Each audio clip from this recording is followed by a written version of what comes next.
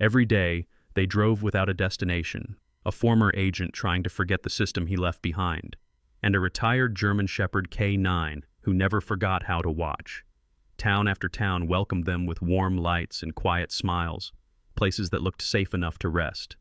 Nothing ever asked them to stop.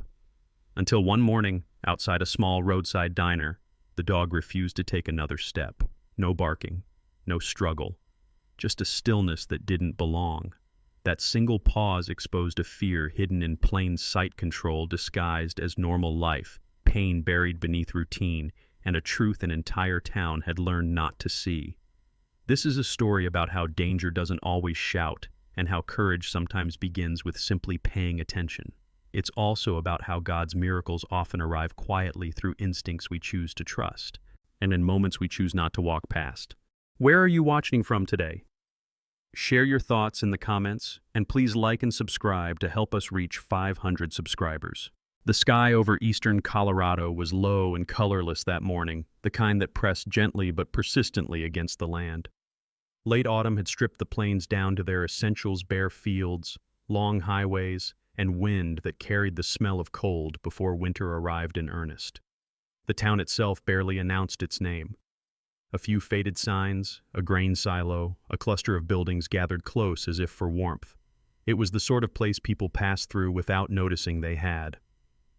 The old SUV rolled in just after sunrise. The man behind the wheel was named Ethan Cole. He was 44 years old, though most people would have guessed older, not because he looked worn, but because he carried himself like someone who had already lived through several endings. Ethan was tall, just over 6 feet, with a lean, yet compact build shaped not by gyms but by years of controlled movement and long hours of readiness. His hair was dark brown, cut short and uneven, with threads of gray beginning to claim the temples. His face was angular, weathered in a quiet way. No dramatic scars, just lines around the eyes and mouth carved by sleepless nights and restraint. His eyes were the most telling thing about him, a muted steel gray, always moving, always measuring. They didn't linger on people out of curiosity or interest. They cataloged exits, distances, shadows. Even now, 3 years removed from service, his gaze behaved as if danger might still be early, subtle, and patient. Ethan had been a federal field operative, the kind that didn't appear in press briefings or commendation photos. He worked quietly, overseas and at home, specializing in threat analysis, containment, and extraction. When he left the system, there had been no ceremony, just paperwork, a silence, and the sudden realization that no one was going to tell him where to be anymore. No family waited for him. No address followed him. No schedule filled his days. That had been the point. The SUV he drove was a dark green model at least 15 years old, its paint dulled by sun and time. The back seats had been removed to make space for supplies, a sleeping bag, a duffel, spare boots, a first aid kit that was far more comprehensive than necessary for a tourist. Everything inside the vehicle had a place, and everything was secured. Ethan trusted order more than comfort. In the passenger seat sat Cara. Cara was a German Shepherd K9, retired. She was nearly 8 years old, past her prime by working standards, but still powerful. Her coat was a blend of sable and deep black along the back, fading into warm tan at the legs and chest. The fur around her muzzle had begun to silver, not enough to soften her presence, but enough to mark time. Yet her ears stood tall and alert even when she appeared at rest, and her amber eyes missed very little. Cara's build was muscular without being bulky, her movements precise, economical. She carried herself with the unmistakable bearing of a dog who had once been trained not just to obey, but to decide. Her black leather collar was worn smooth from years of use, the metal tag scratched and unreadable. The harness she sometimes wore lay folded in the back, no longer needed but never discarded. Cara had served as an explosives and tracking K9. She and Ethan had worked together for 5 years.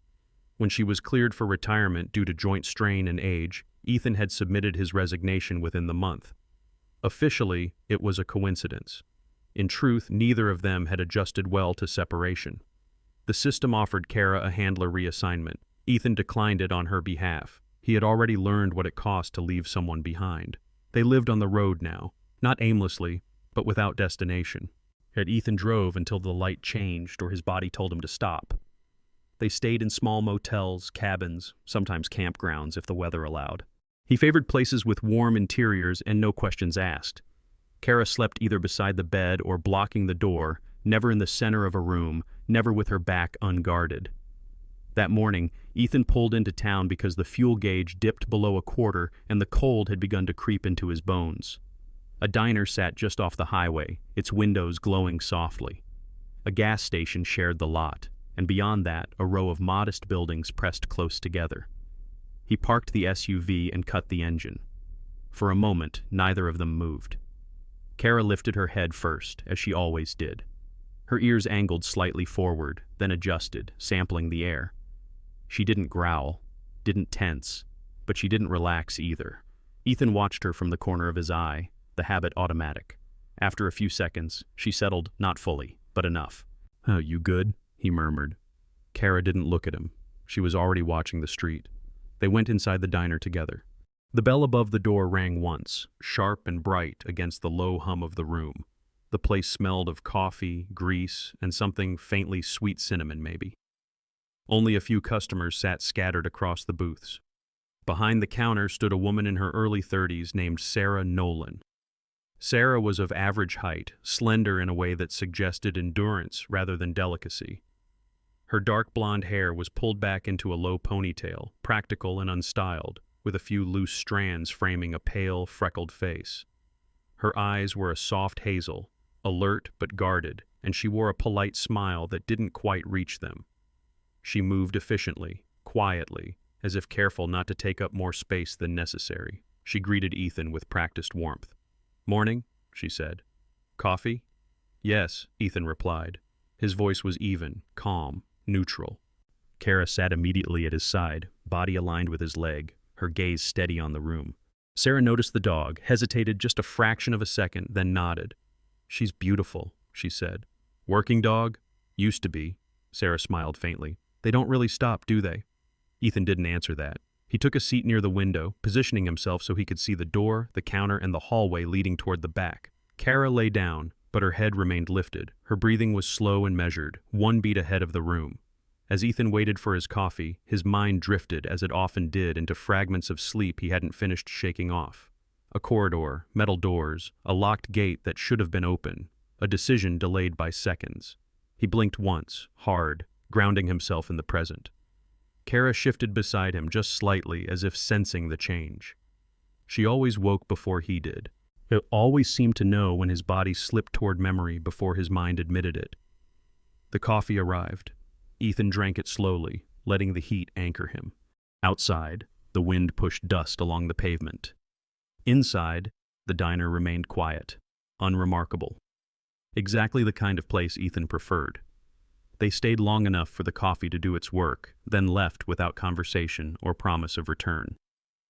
Sarah watched them go, her expression unreadable. Back in the SUV, Cara waited until Ethan closed the door before settling fully into her seat.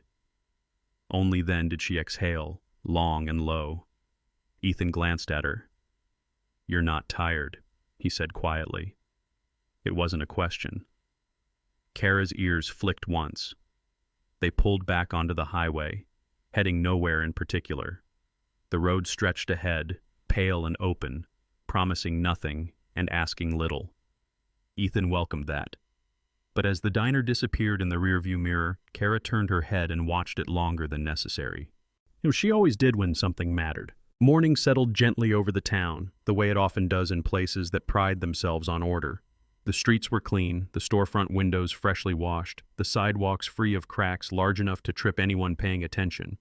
A thin layer of frost clung to the edges of rooftops, glittering briefly before the sun burned it away. There was no rush hour, no visible tension. Cars moved slowly, stopped fully at signs, waved each other through intersections with polite patience. It was the kind of town that looked good from a distance and even better if you didn't ask questions. Ethan Cole noticed all of that before he noticed anything else. He and Cara had stayed the night in a modest roadside motel just beyond the town limits. The room had been clean, the heater reliable, the clerk friendly without being curious. Ethan woke before dawn as usual, his sleep fractured but functional. Cara had lifted her head seconds before his eyes opened, ears already tracking the quiet sounds outside the door. Nothing happened. Nothing ever did, here. They returned to town after sunrise.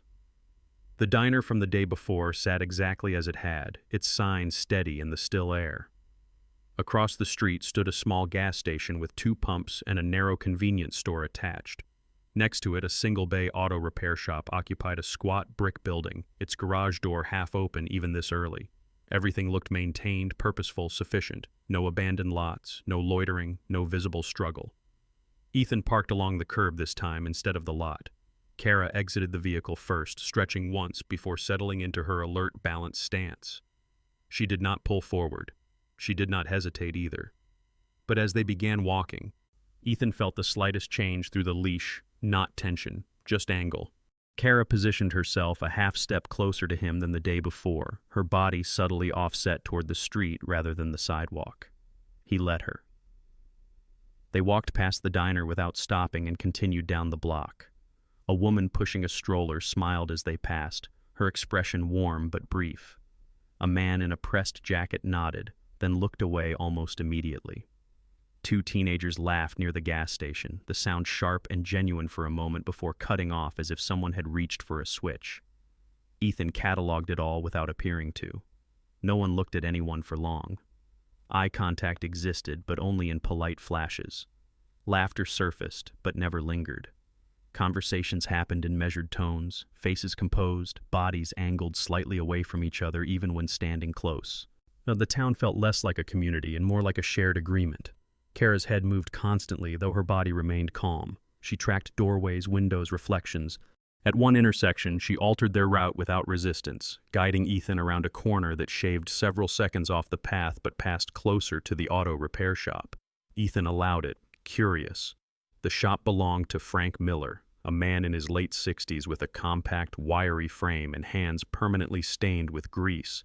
Frank's hair was mostly gray, cropped short, and his face bore the deep lines of someone who had squinted into engine bays in winter wind for decades. He wore faded coveralls and moved with the stiff efficiency of a man who had learned to ignore discomfort. When he saw Ethan and Cara pass, he lifted a hand in greeting, his smile quick and restrained. "Morning," Frank said. "Morning," Ethan replied. Frank's eyes flicked briefly to Cara, then back to Ethan. Not fear, not interest. Something closer to recognition, though Ethan couldn't say why. Frank turned back to his work immediately, the exchange complete. They circled back toward the diner after 20 minutes of walking. Cara slowed near the entrance, not stopping this time, but adjusting her position again, placing herself between Ethan and the door for half a step before realigning at his side. It was subtle enough that most people would have missed it.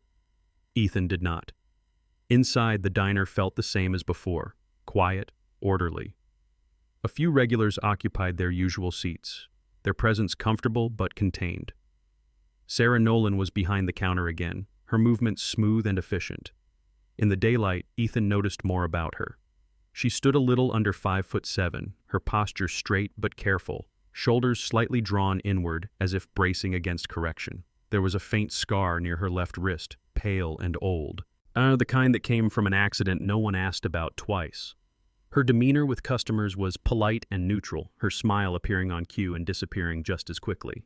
When she spoke, her voice was soft but steady, never rising above what was necessary. She avoided lingering near any one person for too long, as if time itself were something to manage carefully. "Same as yesterday?" she asked Ethan when he took a seat. "Yes," he said. Cara sat immediately, her back to the counter, eyes on the room. She did not lie down this time. As Sarah poured the coffee, a second woman emerged briefly from the kitchen. Linda Avery, the cook. Linda was in her early 50s, broad-shouldered with strong arms and a face permanently flushed from heat and effort. Her dark hair was pulled back into a messy bun, and her expression carried the blunt practicality of someone who spoke her mind only when it mattered. She glanced at Ethan and Cara, nodded once, then disappeared back into the kitchen without comment. The morning unfolded without incident. Plates clinked softly, coffee was refilled, a local paper lay folded at the end of the counter, untouched. Ethan sipped his drink and watched patterns form. Customers entered alone more often than not, When they spoke to each other, it was usually about weather, errands, or someone else not present. Conversations ended quickly, as if no one wanted to be caught lingering. Cara shifted once, repositioning herself, when a man in a county jacket stood too close to Sarah as she reached for a mug. The movement was minimal, just enough to place her body between them for a moment before settling again. The man stepped back, seemingly unaware of why, and continued on his way. Ethan felt a familiar tightening in his chest. Not alarm, recognition. After breakfast, they paid and left, walking toward the gas station. Cara's pace remained steady, but her head turned more often now, her ears angling toward sounds that didn't carry urgency. At the pumps, a young clerk named Jacob Reed leaned against the doorframe, scrolling on his phone. He was thin, barely out of his teens, with restless energy and a habit of bouncing on his heels. When he noticed Cara, his face brightened. "She friendly?" he asked. "Yes," Ethan said, "but she's working." Jacob nodded immediately, stepping back without complaint. "Got it." They fueled the SUV and drove slowly through the rest of town.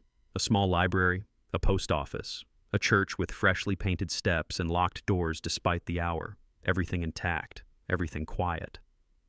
By late morning, Ethan parked near a public green at the edge of town. Cara drank water, then stood beside him, watching the road they had come in on. She did not pull toward it. She did not relax away from it either. Her attention remained evenly split, as if waiting for something that had not yet arrived. Ethan sat on the hood of the SUV, the cold metal seeping through his jeans. He thought about the town the way he once thought about safe houses overseas, places designed to blend in, to avoid notice, to present no obvious threat. Those places were never loud. They didn't need to be. Cara shifted again, changing her angle by inches. Ethan exhaled slowly. "Nothing wrong here," he murmured, not convincing himself. They stayed until early afternoon, then returned to the motel to rest. Cara positioned herself near the window this time instead of the door, her gaze fixed on the town beyond the parking lot. Ethan lay back on the bed, boots still on, letting the quiet stretch without forcing sleep. The town did not call attention to itself, and that, he knew, was the problem. The second morning arrived colder than the first, the kind of cold that sharpened sound and slowed movement. A thin fog hovered low over the street as Ethan, Cole, and Cara walked back toward the center of town. The sidewalks were damp, swept clean again, as if the town preferred each day to begin without residue. Ethan hadn't planned to return to the diner so early, but Cara had angled that way before he'd made a decision, her pace steady and certain. They didn't go inside. Instead, Cara slowed as they approached the older storefront across the street, a narrow, aging general store wedged between the diner and a closed barber shop. Its windows were clouded with dust and time. The lettering on the glass faded to pale ghosts of words that once promised groceries, hardware, and dry goods. A bell hung above the door, tarnished and still. As Cara stopped. It wasn't abrupt. It wasn't dramatic. She simply planted her paws and refused to take another step. The leash went slack in Ethan's hand. "No," he murmured instinctively. Not as a command, but as a reflex against disruption. Cara didn't respond. She didn't look at him. Her body remained still, weight balanced evenly, ears forward, eyes fixed on the door as if it were an idea she was unwilling to pass through. People walked by. A man carrying a box nodded politely and moved around them. A woman in a wool coat stepped wide to avoid the dog, smiling apologetically as if the pause were an inconvenience. The town adjusted, as it always did. Ethan didn't. He felt the familiar tightening settle between his shoulders, the sensation that used to come seconds before a decision mattered. In his mind, the old training surfaced uninvited, clear and precise. The first signal is always the truest. The second is usually damage control. He loosened his grip on the leash, as not to give Cara freedom, but to remove pressure. She didn't move. Her breathing slowed, deepened, a controlled cadence that meant focus, not fear. "All right," Ethan said quietly. He followed her gaze. Through the glass, the store looked dim, but orderly. Shelves lined the walls, stocked unevenly with canned goods and tools. Near the counter stood a woman in her late 30s, her back partially turned as she arranged items with careful, deliberate movements. This was Emily Harper. Emily was of average height, slender in a way that suggested she ate just enough and slept less than she should. Her dark hair was pulled into a tight braid that rested against the back of her neck, practical and severe. She wore a gray cardigan over a plain shirt and jeans faded at the knees. Her posture was composed but guarded, shoulders angled inward, as if she were always making room for someone else. When a man emerged from the back room, Emily flinched. It was subtle, a tightening of her shoulders. I had to pause too long before she resumed moving. The man, Thomas Reed, the store's owner, was in his early 50s, broad through the chest with a thick neck and hands that looked more accustomed to lifting than listening. His hair was thinning, his jaw set in a way that suggested impatience had become his default expression. He didn't touch Emily, he didn't raise his voice. He simply stepped closer than necessary and spoke in a low tone Ethan couldn't hear. Emily nodded immediately. Cara's stance shifted. Not forward, sideways. She angled her body as if bracing against something invisible, eyes never leaving the doorway. Ethan waited. After a few seconds, Cara took one step back, then another, never breaking eye contact with the store. Only when they were a full pace away did she turn slightly toward Ethan, her ears flicking once as if to say, "Now you see it." They walked on, slowly, past the store and down the block. Ethan's mind worked in quiet layers, replaying the moment again and again. No shouting, no striking, no scene anyone would report. Control didn't need witnesses. They looped back toward the diner where Sarah Nolan was unlocking the door. She looked more tired today, the skin beneath her eyes faintly shadowed.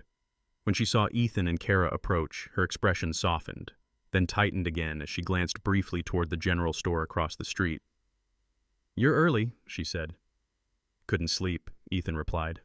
Cara sat as they waited, but her attention remained fixed on the window, her reflection layered over the view of the street beyond.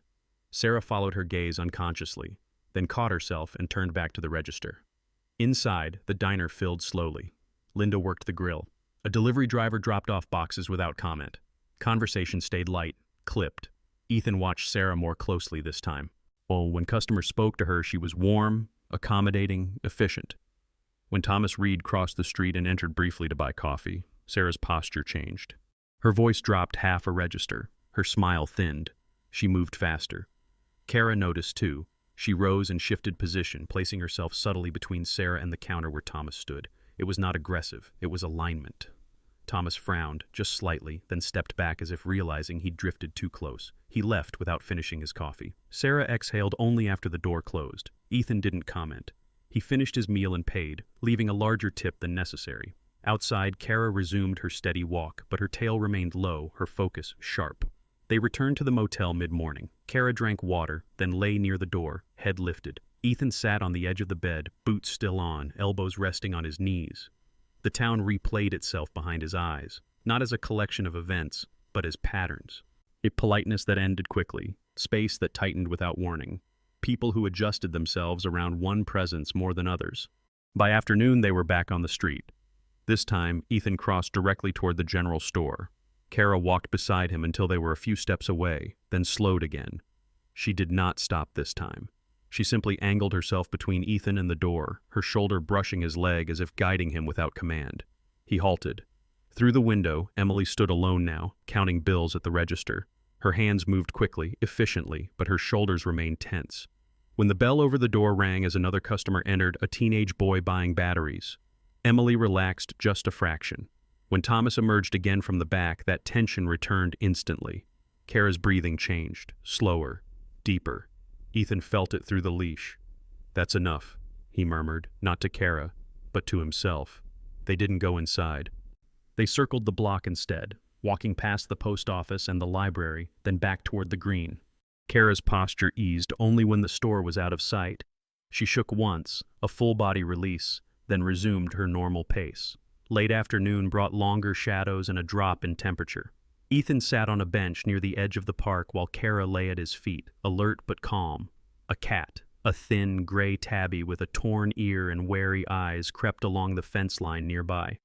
It paused when it noticed Cara, then sat, tail curled tightly around its paws. Cara acknowledged it with a brief glance, then looked away. The cat relaxed, inch by inch, until it lay down too. Ethan watched the exchange, understanding the language without words. By evening, they returned to the motel. Cara chose the spot near the window again, her silhouette framed against the fading light. Ethan lay back on the bed, staring at the ceiling, and the old rule echoing again in his mind. Violence doesn't always make noise. Outside, The town settled into its quiet routine. Lights dimmed, doors locked, nothing appeared wrong. Cara did not sleep. By the third day, the town had begun to recognize Ethan Cole and his dog without quite acknowledging them. Recognition here was subtle, an extra nod, a pause before returning to routine, a glance that didn't last long enough to invite conversation. The weather held steady, cold mornings followed by pale afternoons, the kind that made people move efficiently and speak only when necessary. Ethan returned each day at roughly the same hour, not because he needed consistency, but because patterns revealed themselves best when you let them repeat. Cara seemed to understand this instinctively. Each morning she exited the SUV with the same calm precision, stretching once before aligning herself beside Ethan. Her reactions were no longer random adjustments of position or angle. They were conditional, predictable. She remained relaxed through most of the town, through the diner, the gas station, the green, but sharpened the moment Emily Harper came into view. Emily had begun opening the general store earlier than before. Ethan noticed this on the fourth morning. The lights were on well before the rest of the block stirred, and Emily stood just inside the door, shoulders squared as if preparing herself for something unseen. She wore the same gray cardigan, the same braid pulled tight, but there was a new rigidity to her movements. She worked closer to the counter now, avoiding the narrow aisle that led toward the back room. Cara slowed. Not stopped, not stiffened, just slowed enough that Ethan felt the change through the leash.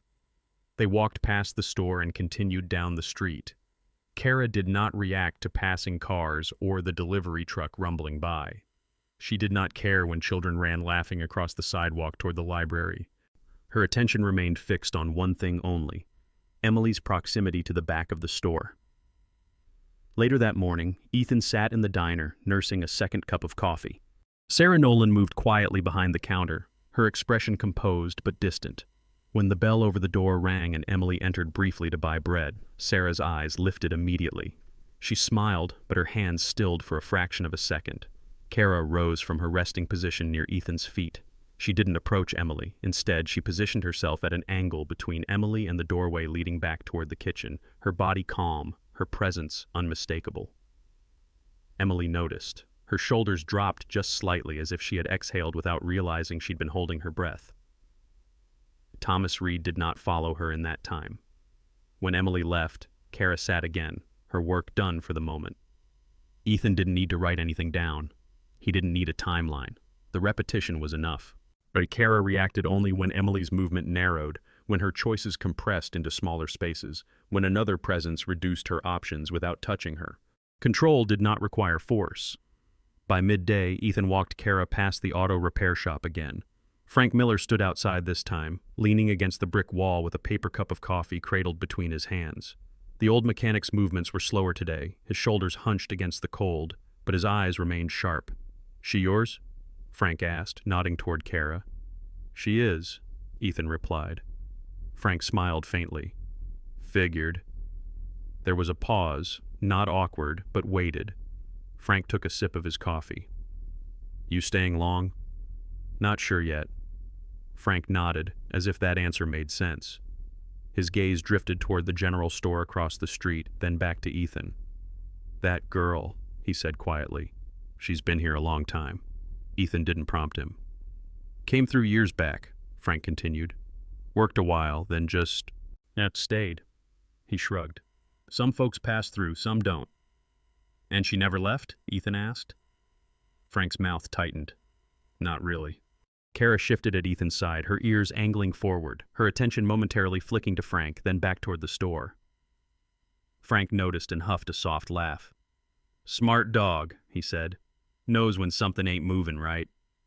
He drained his cup and tossed it in the bin without another word.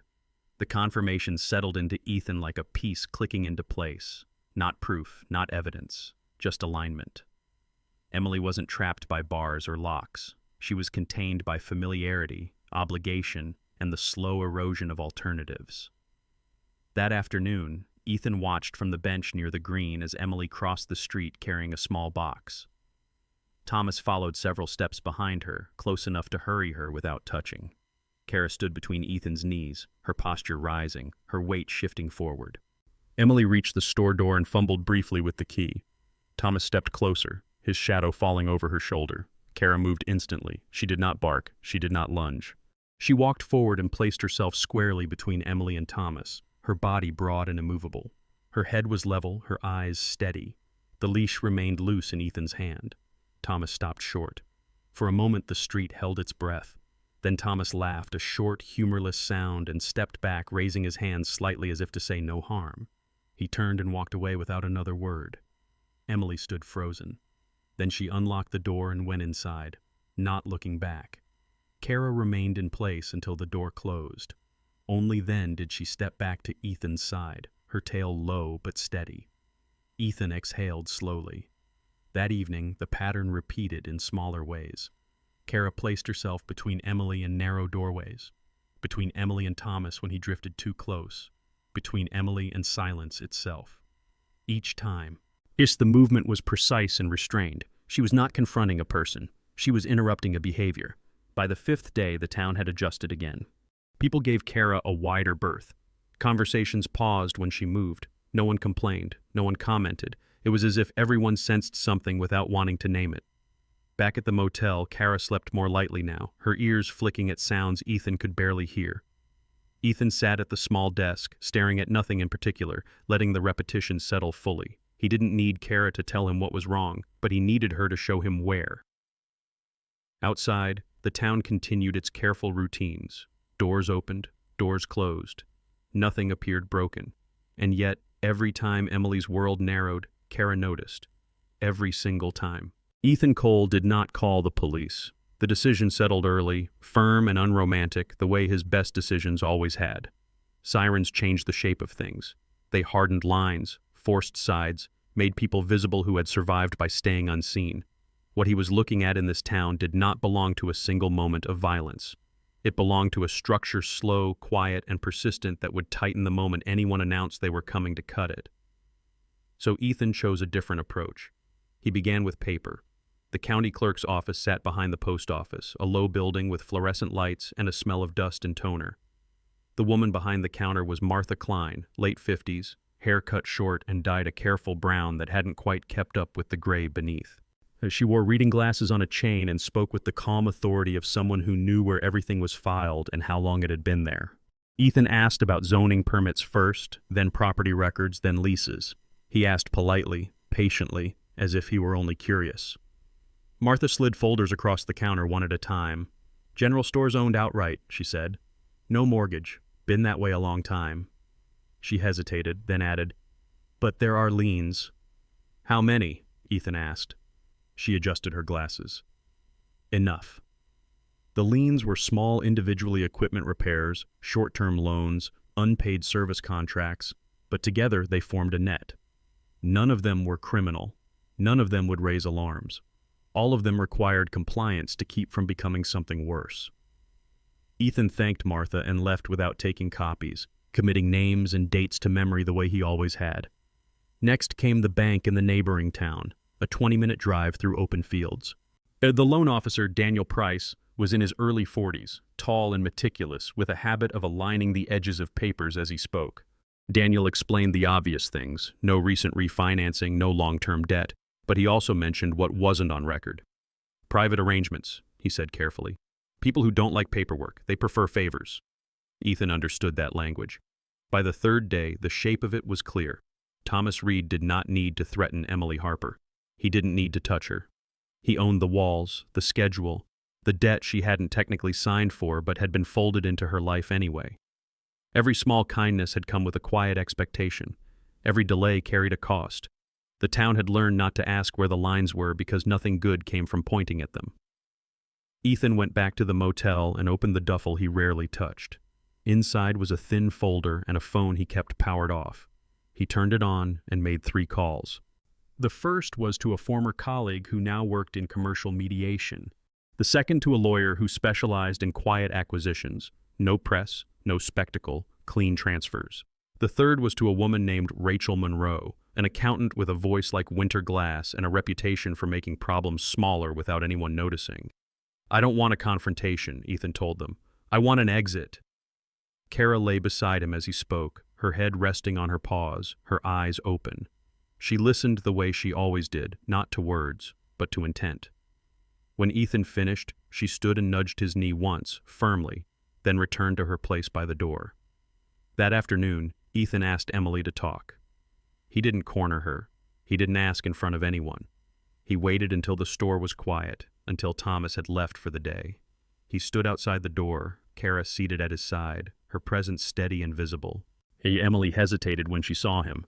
Up close, the strain in her face was clearer, the fine lines etched by vigilance, the careful way she measured her responses before letting them out. Her eyes were a soft brown, intelligent and tired, the kind that had learned to track mood shifts the way others tracked weather. "I won't take much time," Ethan said, "and you don't have to answer anything." She nodded slowly and stepped outside, closing the door behind her. The air was cold enough to sting. Cara rose immediately and positioned herself near Emily's right side, close enough to be felt, but not crowded. Ethan spoke plainly. He told her what he had learned, not every detail, just enough. Ownership, liens, favors. He told her there were legal ways to end it without accusation, without exposure. He told her there were people who could help relocate her quietly, temporarily, and with no strings attached. "You could leave," he said. "Tonight, if you wanted." Emily stared at the ground. Her hands trembled once before she folded them together tightly. "If I stay," she said after a moment, "it hurts." Her voice was calm, almost flat. "If I go, I don't know what I am."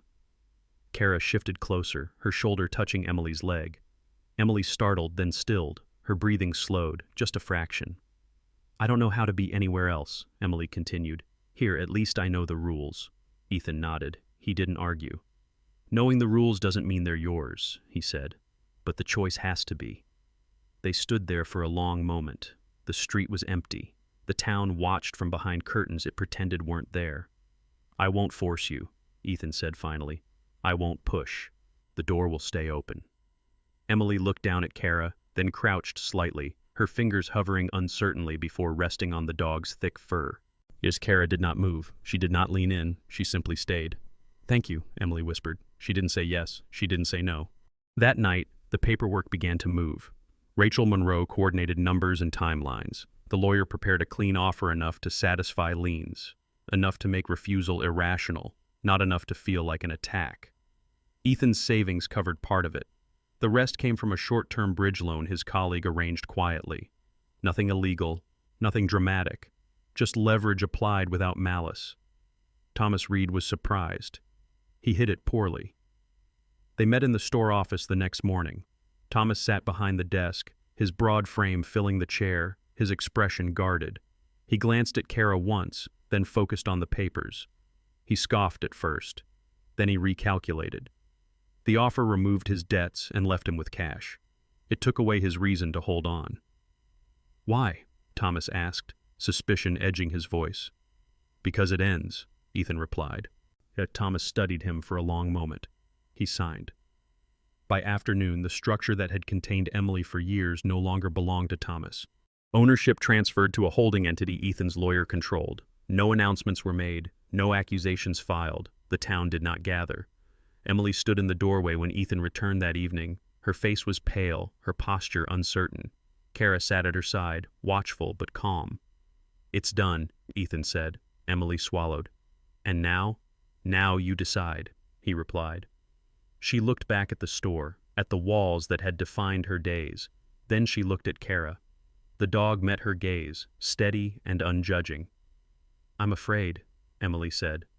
"So was I," Ethan answered. She nodded once. "I'll go," she said.